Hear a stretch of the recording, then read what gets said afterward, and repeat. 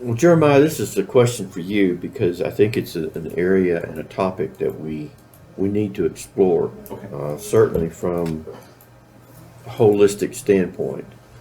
You know, there's a growing realization and an awareness, probably long overdue, that we as an industry need better systems and we need better security. Right. So, how does the DrillSage RTAS product address these issues? The architecture, et cetera, et cetera. Right. Well, there are large, massive companies out there, service providers, who have dedicated thousands of man hours, millions of dollars to that problem. And us being new, we don't have that. We don't have millions of dollars to throw at security and maintenance and the people to research. So we rely on Microsoft Azure very heavily. We host all of our cloud systems on Microsoft Azure. And actually, if you look at the slide here, you see some of the things that Azure offers. There's no one who offers what they offer at their level. They have enhanced security, they have firewalls, they allow us to plug in data from almost any source, basically. And they have huge groups of people solely dedicated to security and network security. And so we're leveraging their resources to make our system better by using them as a platform. And I think that is the way to go. I've seen a lot of companies, even these huge companies, just can't keep up. It's moving so quickly. Anytime white hackers get ahead of the black hat hackers, it's short-lived. Black hat hackers are always ahead of white hat hackers because they're the ones looking for the vulnerabilities. White hat hackers can't fix those problems until they've been found. So there's always those 0-day releases, and to try to keep up with that is impossible. Microsoft dedicates tons to that, and leveraging that will get us the closest to maximum security as we could possibly go. We just wouldn't be able to compete to try to do it as a small group. So. I think that if I remember reading correctly, I read an article some time ago that mentioned that Microsoft spends $1 billion a year just on Azure security. Right. And I challenge anyone, be they ExxonMobil or Chevron or anyone else, to spend $1 billion a year just on IT security. Yeah. Yeah. But aside from that, what else does the RTAS system Sure. employ? Well, we've gone through extraneous efforts on security within our own infrastructure and architecture. So Azure kind of takes care of security for us in our infrastructure, meaning we've implemented a system. It exists in the Azure world. They're keeping care of access into that world.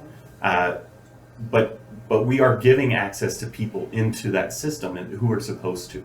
And a lot of times security breaches happen not because some hacker has been aggressively attacking a system, but because he's used social engineering to get somebody's password or to get into their email. And from there you can get everything else. I'd say probably 90% of attacks are actually just a social manipulation in the end. So we try to take the security up an additional layer.